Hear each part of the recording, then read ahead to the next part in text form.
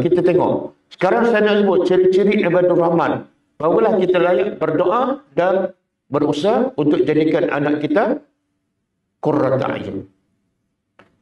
Wa idza khatabahumul jahilun, dan bila orang jahil bercakap dengan mereka, apa sikap ibadur rahman?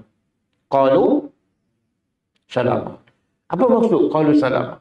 Orang jahil ni orang yang tak ada ilmu, cakap pun kadang-kadang tak betul. Bila bercakap dengan orang macam ni, bercakap dengan kita, kita ni ibadur rahman, apa sikap kita? Kita kata apa? Kalau Allah kata, orang yang ibadur rahman berkata pada orang ni, qalu salama. Apa maksud salama? Apa dia? Selamat.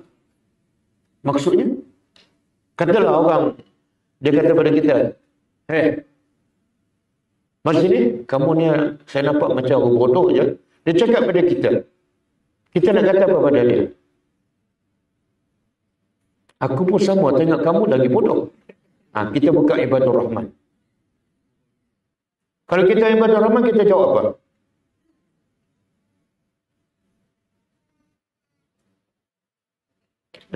Ibadur rahman ke tak ni? Apa maksud salama? Jangan ikut Quran. Orang kata, bodoh, salaman. Tak, bukan maksud itu. Ataupun kita kata, orang kata kita, bodoh, bukan ke? Kita berkata, Assalamualaikum warahmatullahi wabarakatuh. Bukan. Nampak sangat kita tak faham Al-Quran. Nak jawab apa?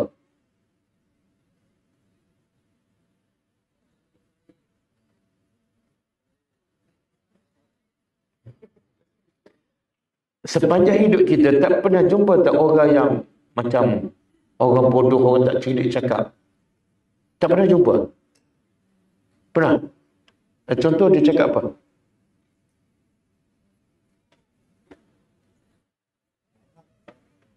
Contoh dia langgar kereta kita kan. Kita terlanggar kereta dia. Dia pun buka pintu kata, buta kan? Buta kan? Siang hari pun tak nampak kan? Kita nak jawab apa? Kalau kita ibadur rahman. Jawab apa? Kita maaf. Tapi dia kata, buta kan? Maaf pula. Kereta saya baru beli seminggu. Maaf, senang je. Dia jawab apa?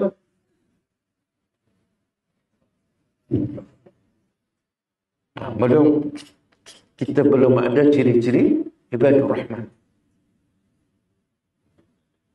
Tapi baca doa, Rabbana hablana min azwajina wa zurriyyatina qurrata a'yun.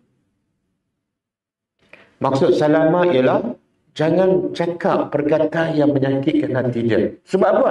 Sebab dia, Allah sifatkan dia apa? Jahil. Wa idza khatabahumul jahilun. Dia jahil. Bila dia jahil, jangan kamu cakap macam orang jahil. Cakaplah macam orang berilmu. Jangan keluar perkataan atau perbuatan yang menyakitkan hati dia. Walaupun dia menyakitkan hati kamu, dia sakit hati kamu sebab dia jahil. Kamu ibadur rahman, kena berbeza. Boleh faham? Jadi salama maksud, orang kata, buta ke? Minta maaf. Kita bincang dulu. Abang ni dari mana kan?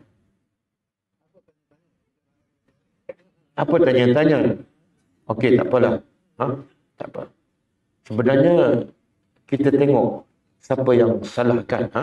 Saya datang dari mana, awak datang daripada mana. Apa bang? Banyak, memang awak salah lah. Okey, kita pergi ke balai polis. Kita buat itu. Kalau saya salah, saya ganti semua. Tidak ada masalah. Kan? Tapi masa tu kereta kita peteruk juga. Jadi itu maksudnya. Ibadur rahman pertama, jangan sombong. Jangan keluar perkataan yang menyakitkan hati orang. Kalau kita jadi menyakitkan hati suami ke, menyakitkan hati isteri ke, menyakitkan hati anak ke, tiba-tiba baca Rabbana hablana min azwajina. Isteri tengok kita pun tak sejuk hati kan?